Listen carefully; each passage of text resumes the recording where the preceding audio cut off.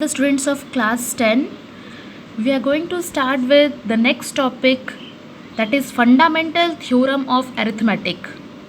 This is the basic concept. जैसे कि आपने यूक्लिड्स डिवीजन लेमा में पढ़ा था कि आपका कोई भी डिवीजन को हम लोग a is equal to B Q plus R के फॉर्म में रिप्रेजेंट कर सकते हैं, वो एक बेसिक कंसेप्ट था.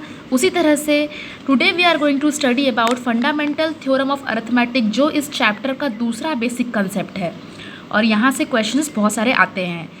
सबसे पहले तो आपको इसका डेफिनेशन मालूम होना चाहिए, because sometimes for 1 marks you will be getting to define what is the fundamental theorem of arithmetic.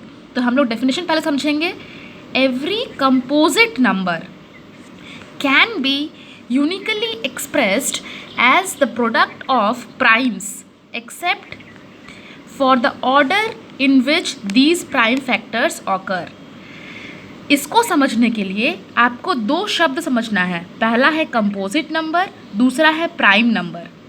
तो अगर आपको इसमें कन्फ्यूजन है, so I will be saying you prime numbers वो होते हैं 2, 3, 5, 7, 11, 13 एंड सो ऑन, जिसका कि कोई और फैक्टर नहीं होता है, जो किसी और से डिविजिबल नहीं होता है. इसका फैक्टर सिर्फ 1 and 2 ही है, इसका फैक्टर सिर्फ 1 and 3 ही है. Just like this, these are the prime numbers. और अगर कंपोजिट को देखें, just opposite of composite number, just opposite of prime number we have composite number, just like 4, 6, 8, 9, 10 and so on. क्योंकि इसके पास 1 and 4 के अलावा 1, 2 and 4 तीन फैक्टर्स हैं. तो जिनके पास सिर्फ 1 and the number itself they are prime number, और जिनके पास 1 और नंबर इटसेल्फ के अलावा भी कोई फैक्टर है दे आर कंपोजिट नंबर. तो हमारा जो डेफिनेशन है वो कहता है कोई भी कंपोजिट नंबर को हम लोग यूनिकली एक्सप्रेस कर सकते हैं, उनको हम लोग तोड़ सकते हैं. कैसे तोड़ सकते हैं? The product of prime numbers. और उनका जो तोड़ना होगा वो बहुत ही यूनिक होगा. इसके अलावा आप कोई भी प्रोडक्ट में नहीं तोड़ पाओगे. मतलब अगर हम एग्जाम्पल लेके समझे तो हम 12 को अगर तोड़ते हैं, we do the prime factorization, we get 2 into 2 into 3. मतलब अगर हम 12 को ब्रेक करते हैं तो we divide with 2, 6 and 2, then 3 and 3 and then 1.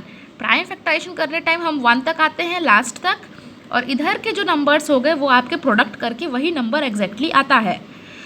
तो हमारे पास फंडामेंटल थ्योरम ऑफ अरिथमेटिक कहता है कि इस तरह से ब्रेक करने के अलावा आपके पास कोई और तरीका नहीं होगा जिससे आप 12 को रिप्रेजेंट कर सको, और वो हमेशा प्राइम नंबर के एक यूनिक तरीके से ही रिप्रेजेंट होगा. This is the simplest concept. इससे ज़्यादा सिंपल और कुछ नहीं हो सकता है, क्योंकि हर एक कंपोजिट नंबर को हम प्रोडक्ट ऑफ प्राइम नंबर्स में एक्सप्रेस कर सकते हैं. लास्ट लाइन समझेंगे. Except for the order in which the prime numbers अकर.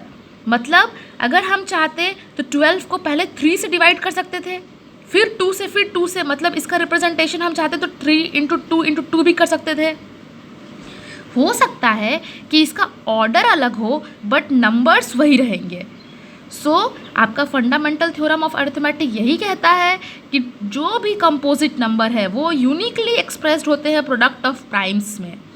कोई भी प्राइम नंबर का प्रोडक्ट लेंगे और उनके जैसा कोई दूसरा नहीं होता है, कोई भी कॉम्बिनेशन नहीं होगा. उनका कॉम्बिनेशन इधर उधर हो सकता है लेकिन नंबर्स चेंज नहीं होंगे. Just like 69, 3 into 23, 105, 3 into 5 into 7, all these are coming through the prime factorization of the number.